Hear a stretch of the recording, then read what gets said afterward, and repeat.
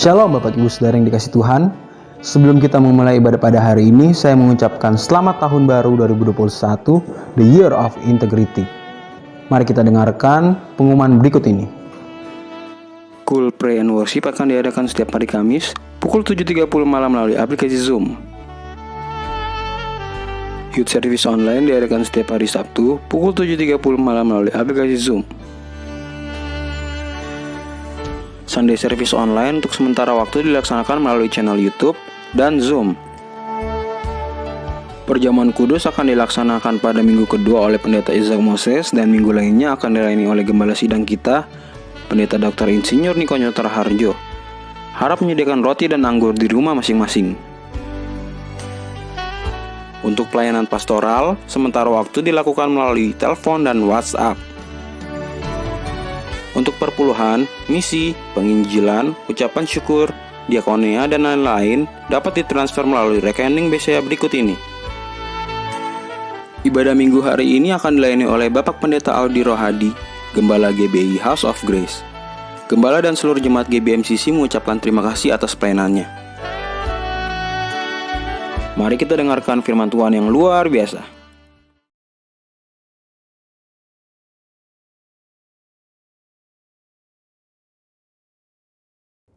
Shalom semuanya.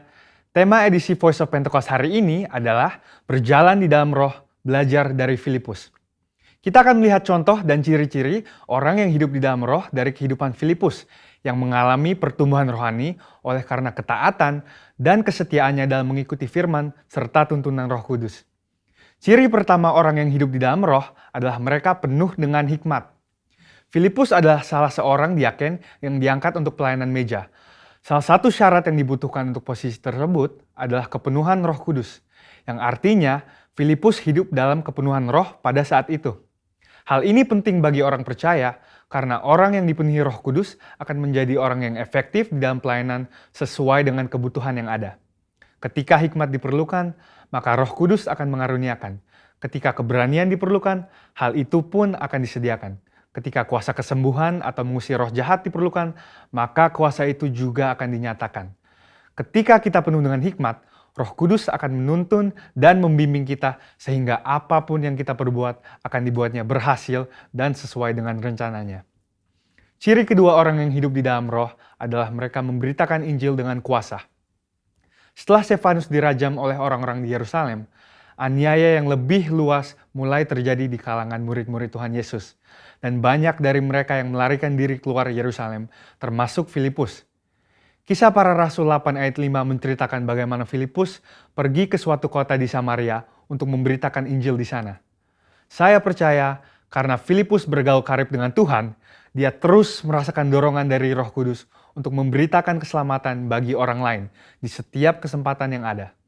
Hal tersebut merupakan karya Roh Kudus dalam hati orang percaya. Singkat cerita, orang-orang di Samaria percaya kepada berita yang disampaikan oleh Filipus. Mereka membuka hati dan Roh Kudus pun bekerja dan menjamah setiap orang yang mendengar hingga hati mereka berbalik kepada Tuhan. Dalam pemberitaan Injil itu, juga terjadi manifestasi kuasa Allah dengan kesembuhan dan kelepasan yang luar biasa. Banyak orang dilepaskan dari roh-roh jahat dan disembuhkan, termasuk yang lumpuh dan timpang. Kuasa Roh Kudus dinyatakan secara luar biasa. Hal ini menggenapi apa yang Tuhan Yesus katakan bahwa tanda-tanda heran dan mujizat akan terjadi di dalam pelayanan murid-murid Tuhan Yesus. Melalui kejadian ini, kita bisa melihat bahwa Filipus yang bergaul intim dengan Tuhan dipakai menjadi alat Tuhan yang efektif dalam membawa Injil keselamatan. Kuasa Tuhan sungguh dinyatakan bagi orang-orang yang bergaul intim dengan Roh Kudus. Ciri ketiga orang yang hidup di dalam roh adalah mereka mentaati Tuhan dengan segenap hati. Suatu hari ketika Filipus sedang di tengah pelayanan yang terus berkembang di Samaria, Tuhan mengutus satu malaikat untuk membawa pesan untuk dia. Kisah para Rasul 8 ayat 26 berkata, "Kemudian berkatalah seorang malaikat Tuhan kepada Filipus. Katanya, bangunlah dan berangkatlah ke sebelah selatan, menurut jalan yang turun dari Yerusalem ke Gaza. Jalan itu jalan yang sunyi." Dibutuhkan ketaatan yang besar untuk melakukan perintah Tuhan dengan kondisi seperti Filipus pada waktu itu. Filipus bisa saja berpikir bahwa pelayanannya masih sangat dibutuhkan di Samaria, atau belum ada orang lain yang bisa menggantikannya untuk melayani di sana. Namun, Filipus memilih untuk taat dan pergi ke tempat di mana Tuhan memerintahkan. Tanpa diketahuinya, ternyata saat itu ada seorang bendahara kerajaan dari Ethiopia yang sedang dalam perjalanan pulang ke negaranya. Dia seorang penganut agama Yahudi yang pulang dari ibadah di Yerusalem dan saat itu sedang membaca kitab Yesaya. Filipus dituntun oleh Roh Kudus untuk mendekati kereta pembesar itu dan menanyakan apakah dia mengerti arti dari ayat yang dibacanya. Ternyata dia tidak mengerti dan meminta Filipus untuk menerangkannya. Dia menggunakan kesempatan ini untuk memberitakan Injil dan bendahara tersebut pun akhirnya percaya dan dibaptis.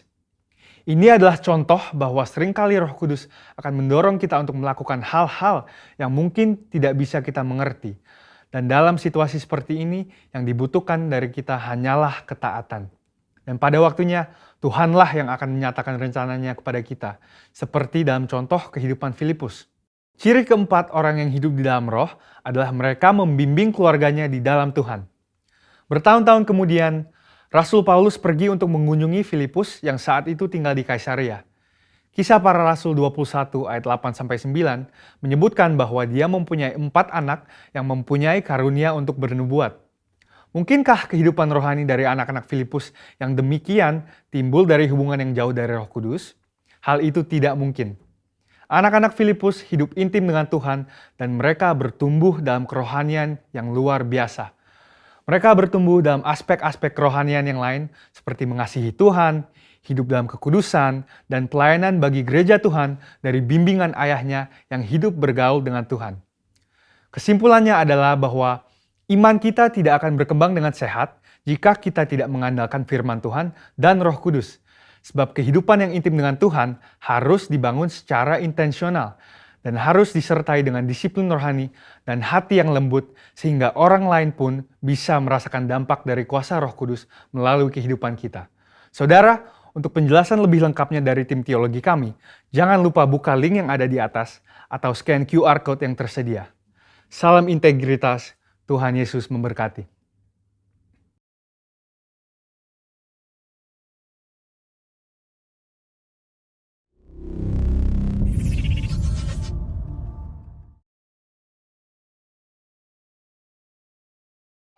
Shalom. Mari kita memuji Tuhan hari ini. Beri pujian yang terbaik bagi Dia. Sama-sama angkat suaramu bagi Tuhan. Haleluya.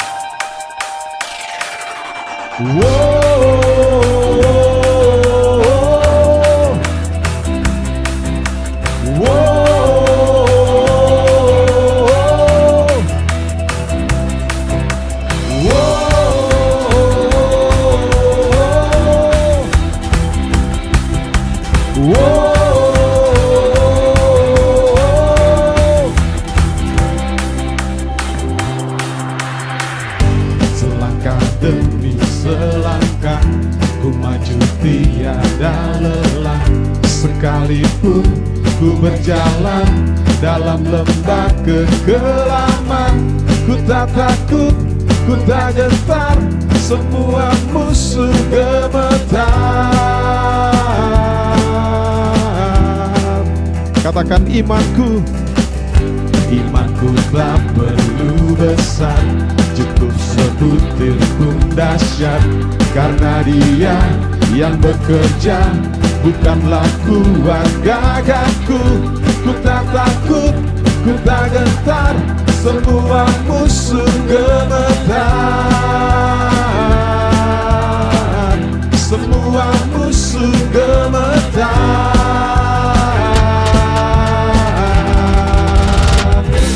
Yesus Tuhan, Engkau yang selalu bekerja di dalam hidupku, Dia telah menjadi kuatku.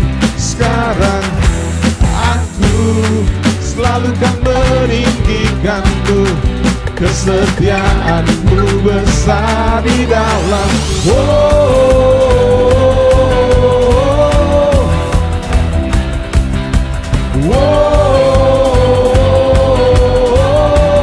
Katakan imanku, imanku tak perlu besar, cukup sebutir pun dahsyat, karena Dia yang bekerja, bukanlah kuat gagahku. Ku tak takut, ku tak gentar, semua musuh gemetar. Semua musuh gemetar.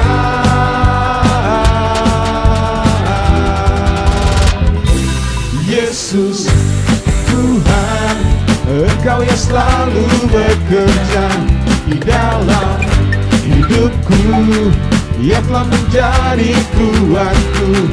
Sekarang aku selalu kan meninggikanmu, kesetiaan-Mu besar. Yesus Tuhan, Engkau yang selalu bekerja di dalam hidupku, yang telah menjadi kuatku. Sekarang aku selalu kan meninggikanmu, kesetiaan-Mu besar di dalam. Sambil angkat tanganmu katakan,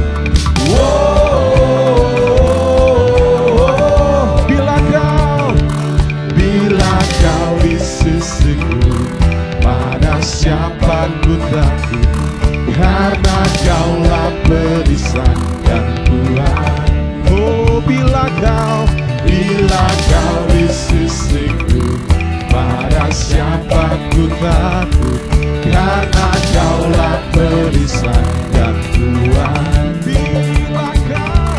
Bila kau di sisiku, pada siapa ku takut, karena Kaulah perisai dan kuatku.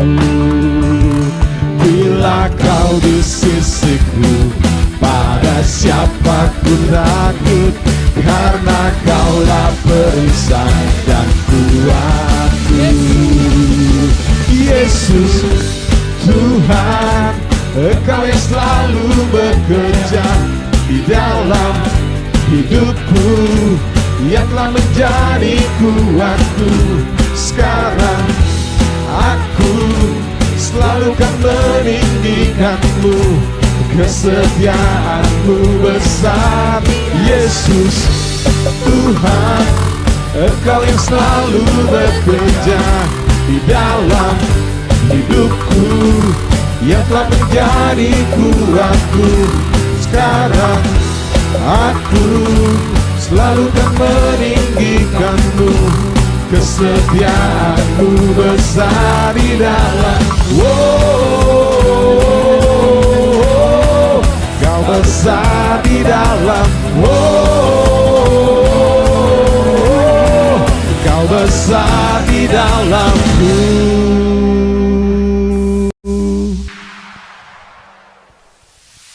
Mari kita mau terus memuji Tuhan, lebih dalam lagi menyembah Dia, sebab hanya Dia satu-satunya jawaban dalam hidup kita. Haleluya. Meskipun tak ku mengerti apa yang ku alami,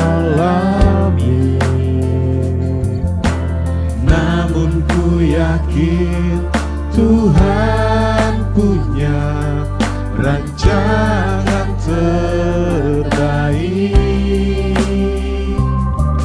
Pertolonganmu datang dari-Mu, Yesus yang ku percaya, yang tak mungkin bagiku, semua mungkin bagimu. Hanya Engkaulah jawaban hidupku.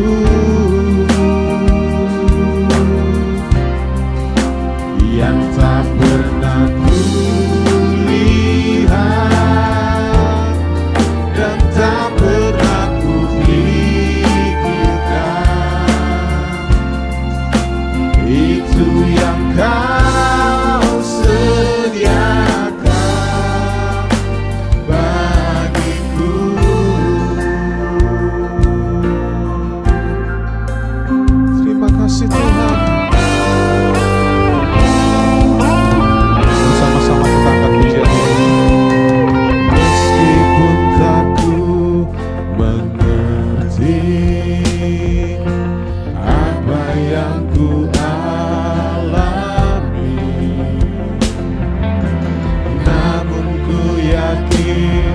Tuhan punya rancangan terbaik.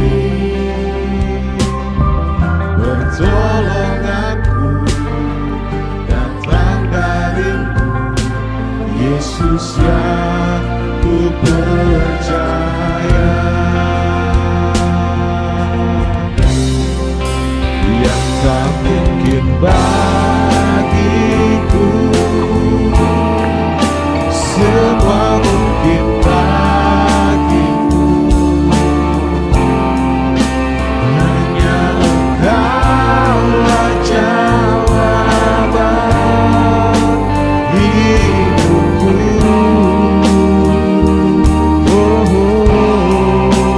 Yang tak pernah kulihat dan tak pernah kupikirkan,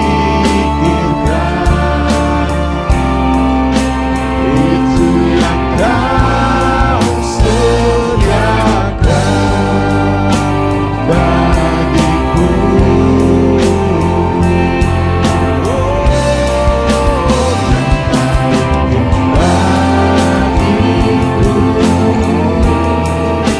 Semua mungkin bagi, katakan hanya Engkaulah.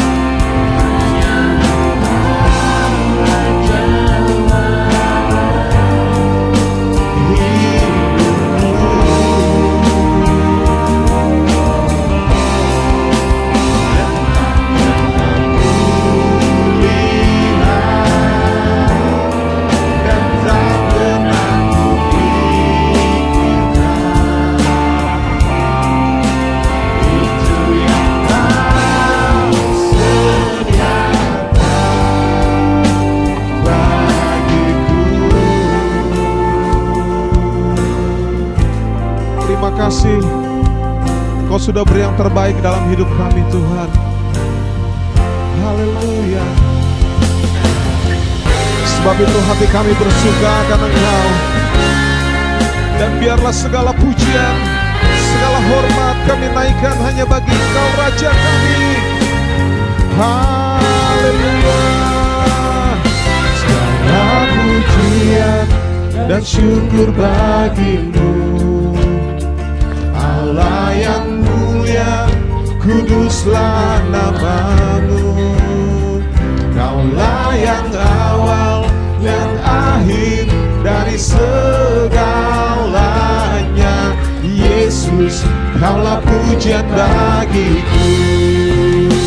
Segala pujian dan syukur bagimu, Allah yang mulia, kuduslah nama-Mu. Kaulah yang awal, yang akhir dari segalanya. Yesus, Kaulah pujian bagiku. Segala pujian dan syukur bagimu, Allah yang mulia, kuduslah nama. Kaulah yang awal, yang akhir dari segalanya. Yesus, Kaulah pujian bagiku. Kaulah yang awal, yang akhir dari segalanya. Yesus, Kaulah pujian bagiku. Kaulah yang awal, yang akhir dari segalanya. Yesus, Kaulah pujian bagiku.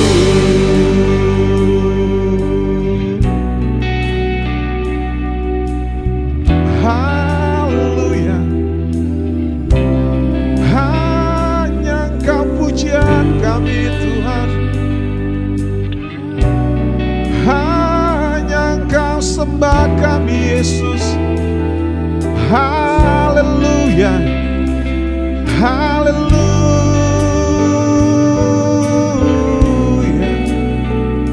Mari angkat hatimu bagi Tuhan. Oh, beri penyembahan yang terbaik bagi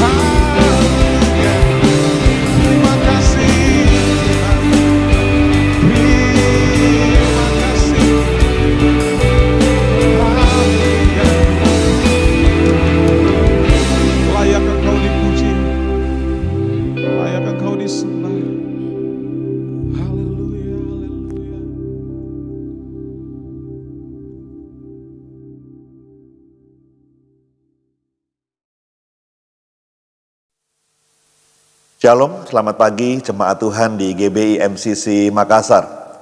Saya percaya ini satu kehormatan boleh bertemu dengan saudara pada pagi hari ini walaupun kita bertemu lewat media online. Shalom juga buat Pak Ishak Moses, terima kasih buat hambanya yang sudah memberikan kesempatan buat saya boleh berbicara di tengah-tengah jemaat Tuhan di GBI MCC Makassar. Nah, hari ini saya akan berbicara mengenai satu tema yaitu yang berbicara dengan judul komitmen.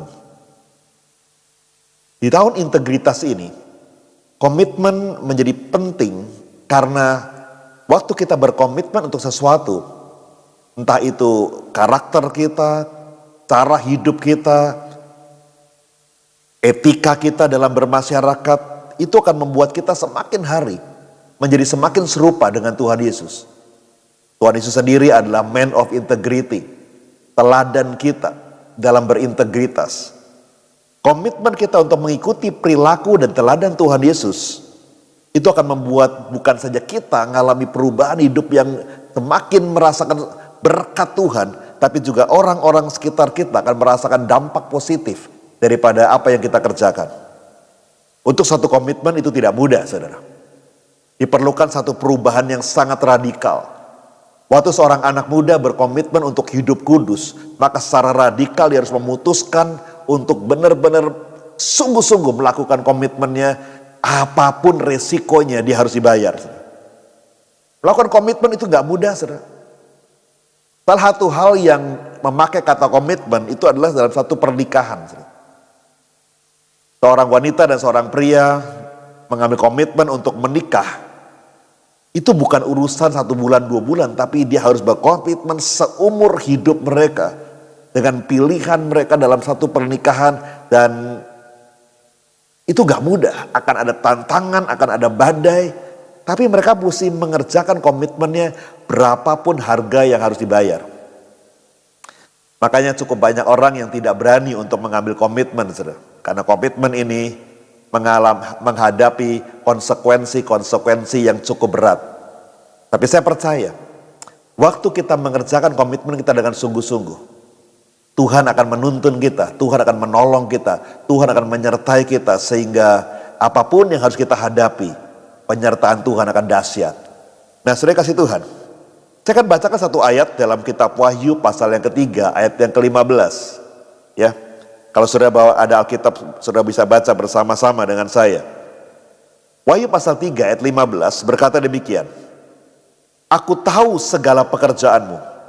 Engkau tidak dingin dan tidak panas. Alangkah baiknya jika engkau dingin atau panas. Nah, Tuhan berkata bahwa aku tahu persis keadaanmu. Aku tahu persis pekerjaanmu. Aku tahu persis apa yang kau kerjakan. Engkau ini dingin enggak, panas juga enggak. Nah, Tuhan berkata begini, alangkah baiknya kalau engkau ini dingin atau panas. Sebuah komitmen itu adalah respon yang segenap hati, respon yang sepenuh hati. Seseorang yang mengambil satu komitmen, dia tidak bisa berjalan dalam gray area. Saudara. Seorang yang mengambil suatu komitmen, dia tidak bisa berkata, ya yang ini juga oke, yang ini juga saya setuju, gak bisa. Saudara. Seorang yang mengambil komitmen, dia harus memutuskan mau dingin atau mau panas. Dia tidak bisa mengambil di tengah-tengah, kadang-kadang dingin, kadang-kadang panas. Karena satu komitmen, saya katakan tadi, adalah sebuah respon yang dilakukan dengan sepenuh hati kita. Nah, waktu kita melakukan komitmen kita dengan sungguh-sungguh, saudara. Entah kita dingin sungguh-sungguh, entah kita panas jadi panas sungguh-sungguh. Maka saya percaya, dampaknya itu akan dirasakan oleh banyak orang. Nah, ada 3 hal yang kita akan melihat bahwa komitmen kita, 3 bentuk komitmen yang bisa menjadi dampak buat orang-orang sekitar kita dan juga buat hidup kita. Yang pertama, apakah pertobatan kita itu berdampak buat orang-orang sekitar kita? Komitmen yang pertama adalah pertobatan. Apakah pertobatan kita itu punya dampak buat orang-orang yang ada sekitar kita? Apakah orang-orang di sekitar kita merasakan pertobatan kita? Atau mereka berkata bahwa kamu bertobat apa nggak bertobat sama aja begitu-begitu juga. Gak ada bedanya sama kita semua. Apakah sungguh-sungguh pertobatan kita, keputusan kita untuk mengambil satu pertobatan, berkomitmen untuk bertobat itu sungguh-sungguh keluarga kita, orang-orang sekitar kita itu merasakan dampaknya. Di Alkitab ada dalam Lukas pasal 19 ayat 1 sampai 10, di sana ada kisah yang sangat populer yaitu mengenai seorang yang bernama Sakeus. Waktu Sakeus ketemu dengan Tuhan Yesus, saat Tuhan Yesus masuk kota Yeriko, maka apa yang terjadi dalam hidupnya Sakeus? Sakeus mengalami perubahan hidup yang begitu dahsyat, begitu luar biasa. Sehingga Tuhan Yesus sendiri berkata, hari ini terjadi keselamatan di rumah ini, di keluarga Sakeus. Pertobatan Sakeus yang menjadi dari seorang pemungut cukai yang sangat tidak disukai oleh penduduk Yeriko, seorang pemungut cukai yang dimusuhi oleh seluruh penduduk Yeriko, dan waktu dia bertobat, ketemu Tuhan Yesus bertobat dalam hidupnya yang baru, maka pertobatannya itu dirasakan bukan saja oleh keluarganya, tapi seluruh penduduk Yeriko merasakan itu. Orang-orang yang pernah diperas oleh Sakeus, orang-orang yang pernah dirugikan oleh Sakeus, Sakeus bayar kembali. Bahkan hartanya dia bagi-bagikan kepada orang-orang yang membutuhkannya. Satu pertobatan yang berdampak. Pertobatan Sakeus, komitmen Sakeus untuk bertobat, itu dampaknya dirasakan oleh orang lain. Ada kisah yang lain. Sudah mungkin ingat dalam Yohanes pasal yang keempat ada kisah bagaimana Tuhan Yesus bertemu dengan seorang perempuan Samaria di sumur Yakub. Ya, satu pertemuan hanya Tuhan Yesus dengan perempuan Samaria ini. Lalu mereka bercakap-cakap dalam satu percakapan yang cukup serius. Dan akhir daripada percakapan itu terjadi pertobatan dalam kehidupan perempuan Samaria ini. Kelihatannya apa yang dikerjakan Tuhan Yesus ini adalah pekerjaan yang mungkin membuang-buang waktu. Dia habiskan waktunya hanya untuk ngobrol, ketemu dengan satu orang perempuan. Padahal masa-masa itu Tuhan Yesus kadang-kadang berbicara di hadapan ribuan orang. Tapi hari ini dia hanya berbicara dengan seorang perempuan di sebuah sumur. Kelihatannya membuang-buang waktu. Tapi apa yang terjadi? Waktu perempuan Samaria ini bertobat, sesuatu yang dahsyat terjadi. Dia pulang ke kotanya, dia pulang ke kampungnya yang namanya Sikar. Dan apa yang terjadi di situ? Dia bercerita kepada banyak orang, bercerita pada teman-temannya, tetangga-tangganya, orang-orang di sekitar kampungnya, bahwa saya ketemu dengan seorang yang namanya Yesus. Saya bertemu dengan seorang yang begitu ajaib. Saya ketemu dengan orang yang segitu dahsyat yang namanya Yesus. Dan itu merubah seluruh hidup saya. Dan akibatnya Alkitab mencatat banyak orang dari kota Sikar itu yang bertobat dan merubah hidupnya dan mencari Yesus. Saudara kasih Tuhan, satu pertobatan yang berdampak, saudara. Satu pertobatan yang punya dampak. Waktu hidupmu bertobat dari hidupmu yang lama, dan engkau mengambil satu komitmen sungguh-sungguh untuk masuk satu hidup yang baru. Hidup sungguh-sungguh di dalam Tuhan Yesus. Hidup sungguh-sungguh melakukan firman Tuhan. Hidup sungguh-sungguh berkomitmen untuk melakukan apa yang Alkitab katakan.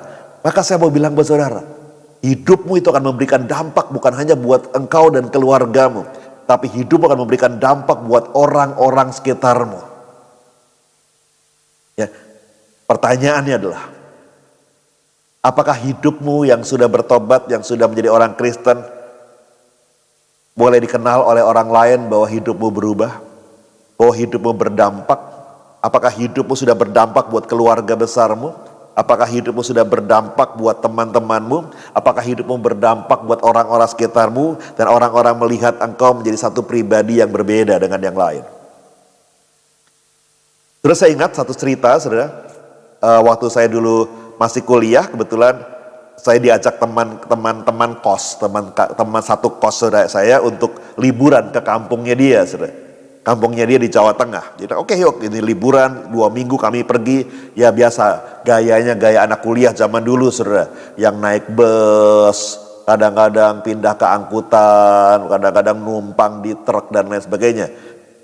Nah, di sana tiba-tiba satu pagi teman saya ini ajak kami untuk makan satu makanan yang umum kita makan, yaitu bakmi, bakmi Jawa. Nah, lalu kami makan di sebuah warung kecil, sudah bakmi Jawa. Dan kami ngobrol-ngobrol sambil makan. Begitu ada seorang ibu yang melayani kami, menyediakan makanan yang kami pesan, sudah. Saya tertarik dengan tulisan daripada warung itu. Ada sebuah spanduk cukup besar di depan warung itu, yang tulisannya begini: bakmi Jawa Ibu Kristen. Waktu saya pikir, oh ya sudah, ini bakmi Jawa yang punya namanya Ibu Kristen, ya karena tulisannya seperti itu kan. Jadi waktu saya sudah mulai bakminya pesanan saya datang, saya bilang sama ibunya, makasih ya Bu Kristen. Loh, ya pasti yang punya namanya Ibu Kristen kan saudara. Lalu ibu itu ketawa, saudara bilang, maaf dek, nama saya bukan Ibu Kristen. Loh, itu di depan Bu, spanduknya kan bakmi Jawa Ibu Kristen. Itu mah bikinannya anak-anak. Loh, bikinan anak-anak maksudnya gimana? Lalu ibu itu cerita, saudara. Jadi rupanya di sekitar ibu itu berjualan banyak anak-anak kos, saudara. Itu di area dekat kampus, jadi banyak anak kos yang tinggal di sana. Dan anak kos ini kalau sudah mendekati akhir bulan, kadang-kadang kiriman dari orang tua belum datang, mereka makan di warung bakmi Jawa ini, kadang-kadang, Bu, bayaran nanti boleh ya Bu, kalau kiriman dari orang tua udah datang, oh ya nggak apa-apa, makan aja, Bu, tambah kuahnya sedikit boleh ya Bu, oh ini, sini, Bu, belum kenyang, tambah ini mie tambah sedikit lagi boleh gak? Wah sini. Ini ibu ini melayani mereka seperti ibunya sendiri. Ibu ini menganggap anak-anak kos ini seperti anak-anak mereka sendiri. Jadi anak-anak kos ini akhirnya mulai katakan, wah ibu ini baik sekali ya. Luar biasa ya. Yang lain kalau kita minta tambah dimarah-marahin, gak bayar, diomongin yang jelek-jelek. Tapi sama ibu ini kok rasanya baik sekali. Lalu diam-diam anak-anak itu bikinin ibu itu spanduk, saudara. Bu, kita bikin spanduk ya biar orang-orang tahu bakmi Jawanya ibu. Lalu mereka bikin spanduk, dan waktu ditempel spanduk itu, ibu itu cukup kaget, saudara, karena tulis bakmi Jawa Ibu Kristen. Ibu itu tanya, kenapa namanya kok bakmi Jawa Ibu Kristen? Iya, ibu kan agamanya Kristen.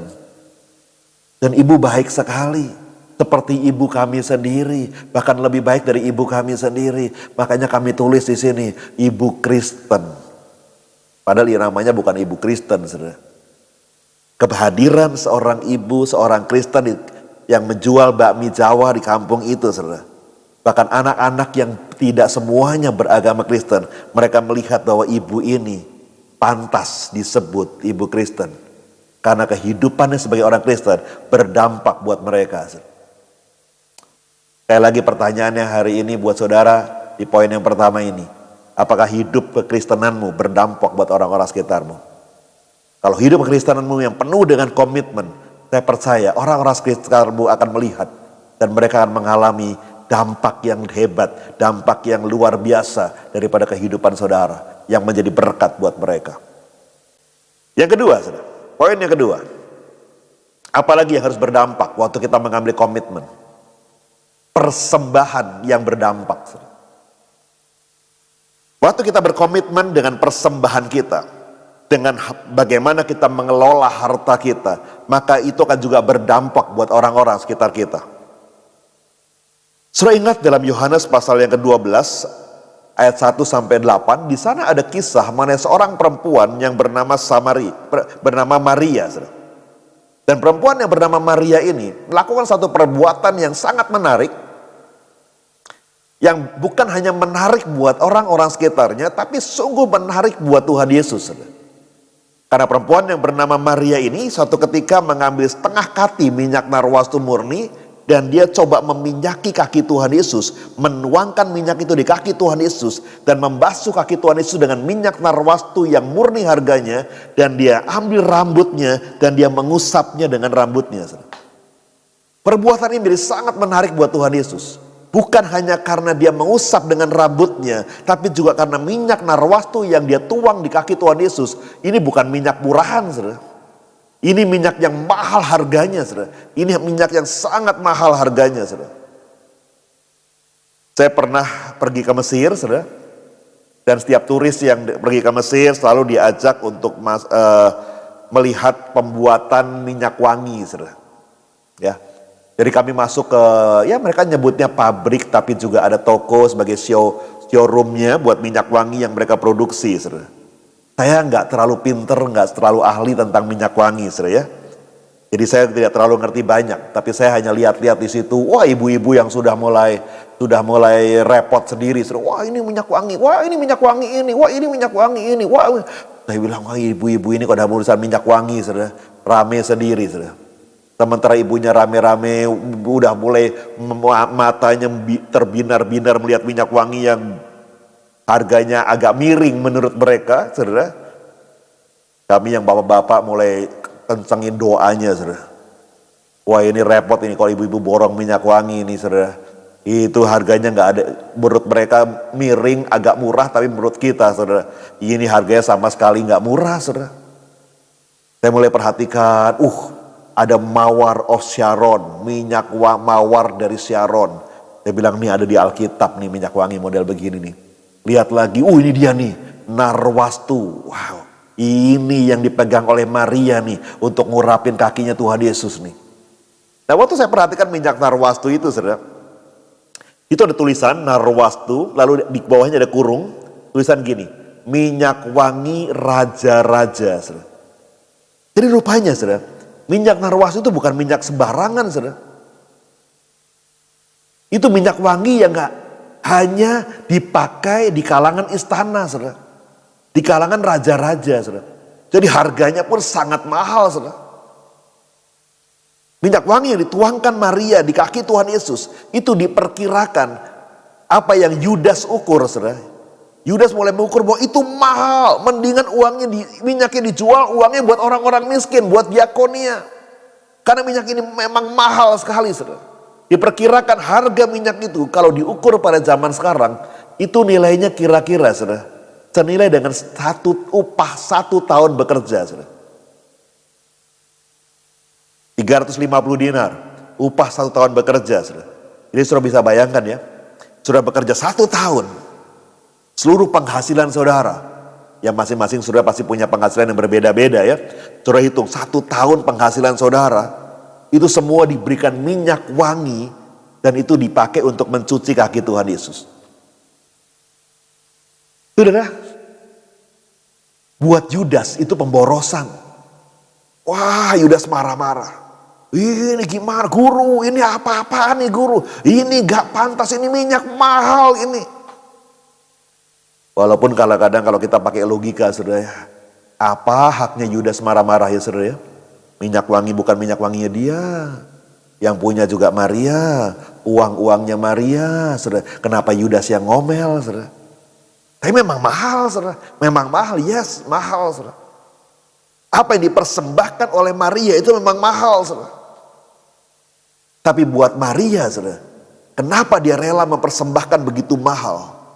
Buat Maria, apapun itu kalau buat Tuhan Yesus, apapun itu kalau buat Tuhan Yesus, Maria persembahkan semuanya buat Tuhan Yesus. Walaupun kadang-kadang persembahan itu mahal. Tapi apakah persembahan Maria itu berdampak, saudara? Tuhan Yesus berkata, apa yang dikerjakan oleh Maria hari ini, itu akan diberitakan, dibawa bersama dengan Injil ini sampai ke seluruh dunia. Apa yang dikerjakan Maria itu akan berdampak sampai ke seluruh dunia. Banyak orang akan belajar daripada apa yang dipersembahkan oleh Maria. Bulan Februari ini kita diajar untuk mengembalikan persembahan sulung ya, saudara ya. Seluruh penghasilan kita di bulan Januari kita persembahkan di bulan Februari. Persembahan sulung, saudara.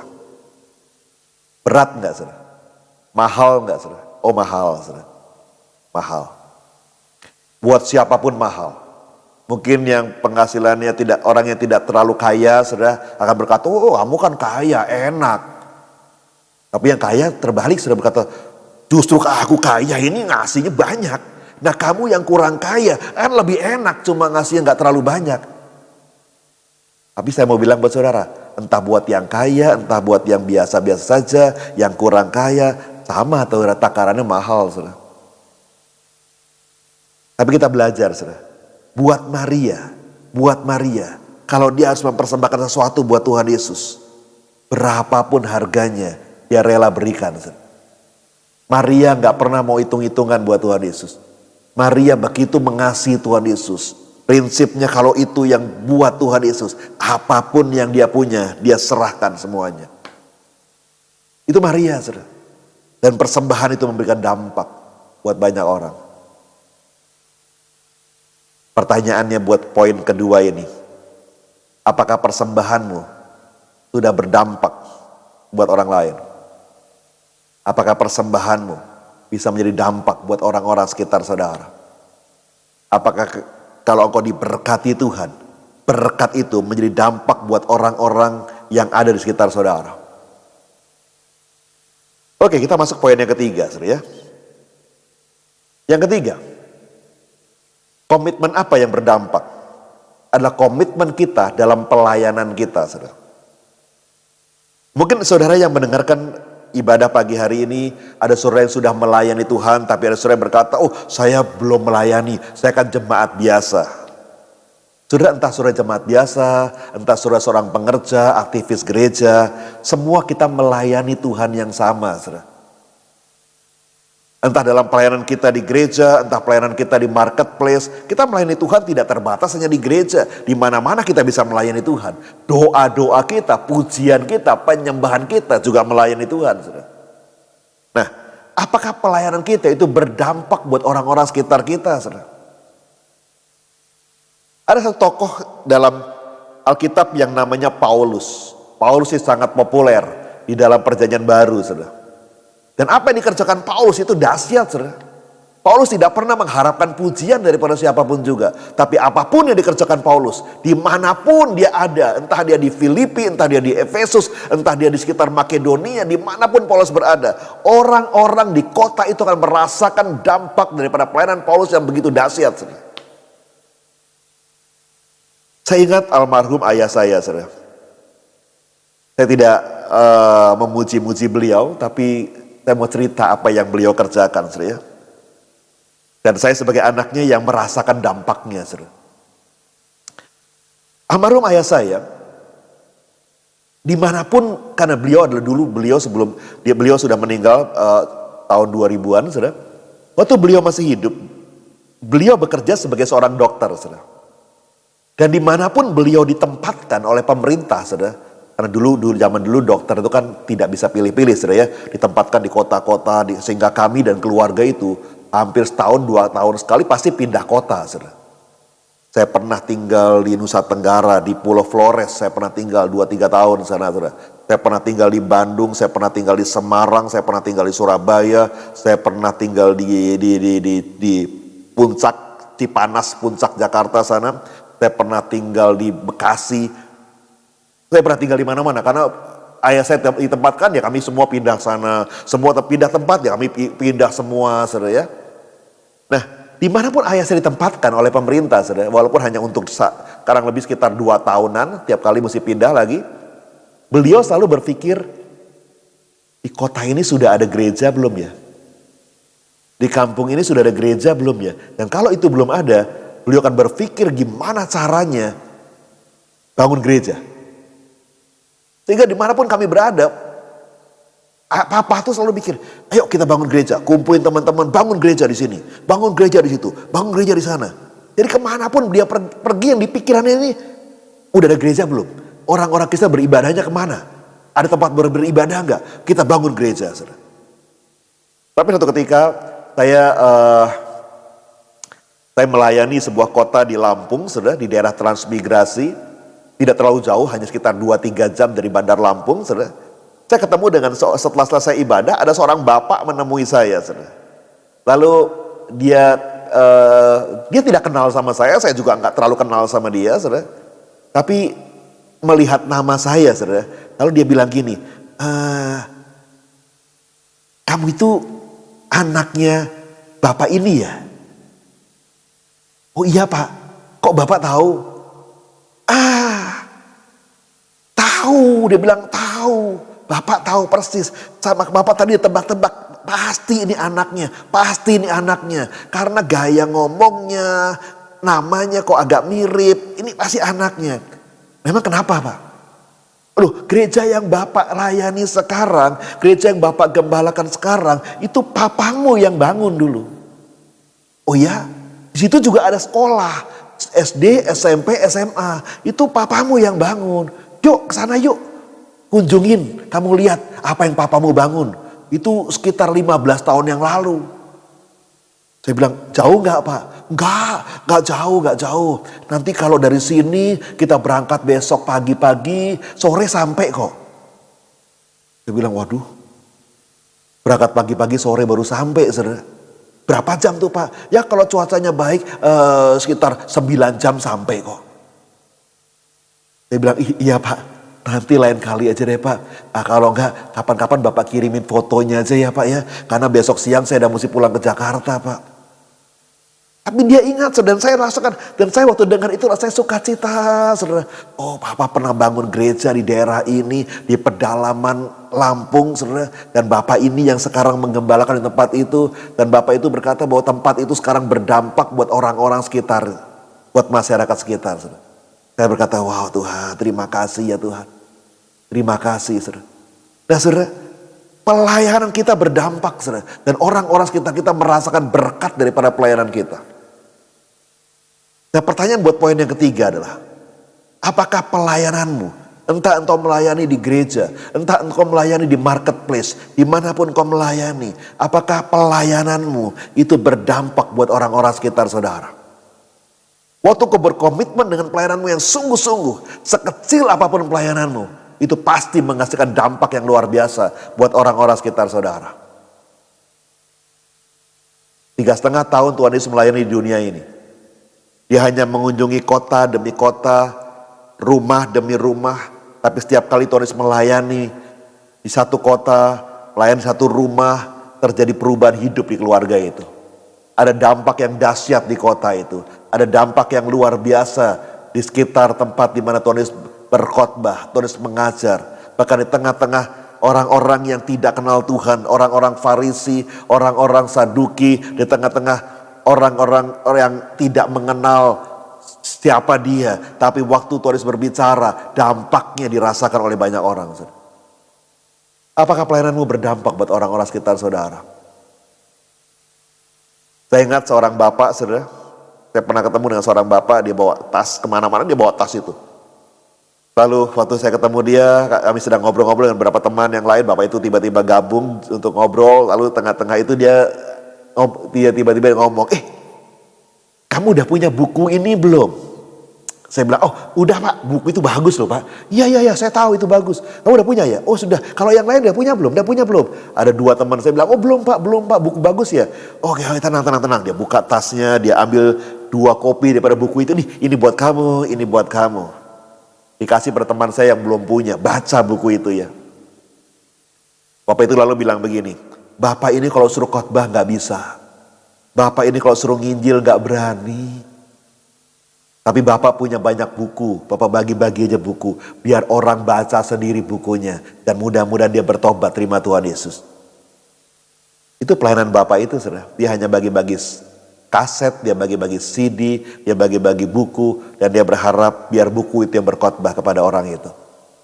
Sudah pelayanan apapun, saudara. Waktu kau lakukan dengan komitmen sungguh-sungguh, maka dampaknya akan dirasakan oleh banyak orang. 3 hal kita belajar hari ini ya. Apakah pertobatan kita berdampak buat orang-orang sekitar kita? Apakah persembahan kita berdampak buat orang-orang yang ada di sekitar kita? Yang ketiga, apakah pelayanan kita menjadi dampak buat orang-orang sekitar kita? Saudara, saya akan memberikan satu statement buat penutup khotbah kita pagi hari ini. Ada seorang bernama Arthur Rock, saudara. Beliau berkata bahwa perbedaan besar antara ketertarikan dengan komitmen.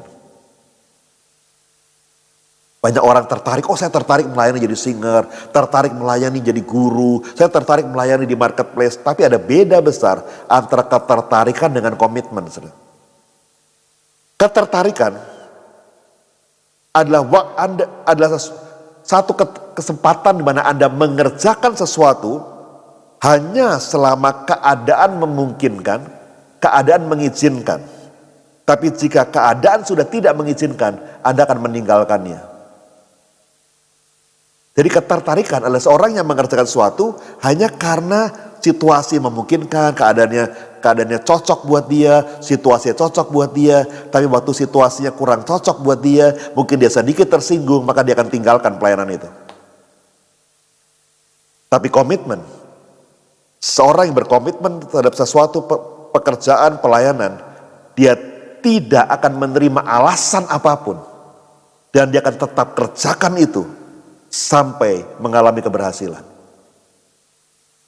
Saudara, saya nggak tahu keadaan saudara. Mungkin saudara hanya melayani Tuhan karena tertarik, karena hanya suka. Tapi beda, sangat beda antara tertarik dengan komitmen. Seorang yang berkomitmen, dia tidak peduli dengan keadaan. Dia tidak peduli dengan tantangan yang harus dia hadapi. Dia tidak peduli dengan situasi yang dia harus hadapi. Apapun dia rela bayar. Karena komitmen mengandung banyak konsekuensi. Tapi percayalah, penyertaan Tuhan juga akan dahsyat buat saudara. Mari kita belajar mengambil komitmen yang sungguh-sungguh. Menjadi seorang Kristen yang penuh dengan komitmen. Seorang Kristen yang penuh dengan integritas. Sehingga Bapa kita di surga melihat buah-buah daripada pelayanan kita. Itu berdampak bagi banyak orang. Pagi ini saya mau berdoa buat saudara. Berapa banyak saudara yang mau mengambil komitmen di hadapan Tuhan. Komitmen dalam hidupmu, dalam pertobatanmu, dalam setiap persembahanmu, dalam setiap pelayananmu. Kalau kau sungguh-sungguh mau ambil komitmen, Tuhan, saya mau persembahan saya, pertobatan saya, bahkan pelayanan saya, itu menjadi dampak buat orang lain. Menjadi dampak buat orang-orang sekitar saya. Dan saya mau lakukan itu dengan sungguh-sungguh dan komitmen yang sungguh-sungguh. Angkat tangan saudara di hadapan Tuhan. Angkat tangan saudara di hadapan Tuhan. Saya akan berdoa buat saudara. Bapa, Engkau melihat setiap tangan yang terangkat ya Tuhan. Hamba berdoa di tempat ini ya Tuhan. Walaupun secara online ya Tuhan. Engkau berikan mereka kesanggupan ya Tuhan. Berikan mereka kemampuan ya Tuhan. Untuk berkomitmen sungguh-sungguh di hadapan Tuhan. Sehingga waktu mereka berkomitmen sungguh-sungguh di hadapan Tuhan. Entah pertobatan mereka, persembahan mereka, setiap pelayanan mereka itu dirasakan dampaknya oleh banyak orang. Dan nama Tuhan akan dipermuliakan. Terima kasih ya Tuhan Yesus. Hamba juga berdoa buat mereka yang sedang sakit ya Tuhan. Sedang mengalami masalah di tengah-tengah pandemi ini Tuhan. Tuhan yang menolong mereka. Pulihkan kesehatan mereka. Pulihkan keluarga mereka. Pulihkan ekonomi mereka Tuhan. Di dalam nama Tuhan Yesus. Sembuh. Sehat kembali, pulih kembali dalam nama Tuhan Yesus. Haleluya. Mari bersama-sama katakan amin. Tuhan memberkati saudara semua. Haleluya. Puji Tuhan.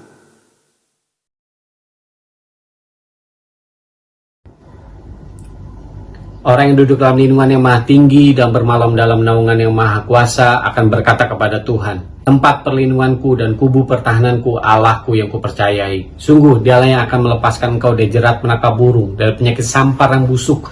Dengan kepaknya ia akan melindungi engkau. Di bawah sayapnya engkau akan berlindung. Kesetiaannya ialah perisai dan pagar tembok.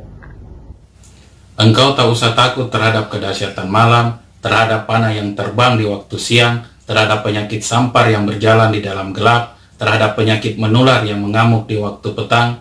Walau 1000 orang rebah di sisimu dan 10.000 di sebelah kananmu, tetapi itu tidak akan menimpamu. Engkau hanya menontonnya dengan matamu sendiri dan melihat pembalasan terhadap orang-orang fasik. Sebab Tuhan ialah tempat perlindunganmu. Yang maha tinggi telah kau buat tempat perteduhanmu. Malapetaka tidak akan menimpa kamu, dan tulah tidak akan mendekat kepada kemahmu. Sebab malaikat-malaikatnya akan diperintahkannya kepadamu untuk menjaga engkau di segala jalanmu.